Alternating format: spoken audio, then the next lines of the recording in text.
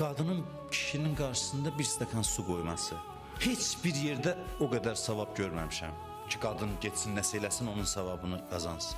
Onsuz da gündəlik gördüyü işdir, amma şövqlə eləsin, Allah rizası üçün. Yemək qoysun, çay qoysun qabağına.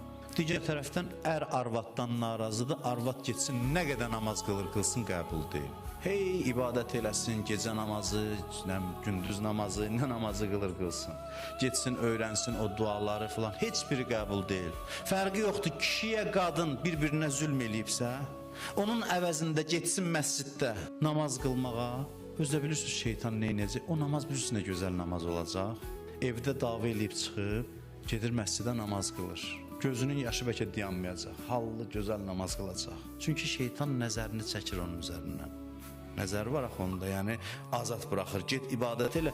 Bilirək, indi vəzifəsi ibadət deyil, indi sən məsciddə neyirsən, sənin yerin evdədir, gedib evdə razı salasan qarşı tərəf. Sənin ibadətin bu saat buydu. Səni bu saat şeytan məscidə dəvət eləyir.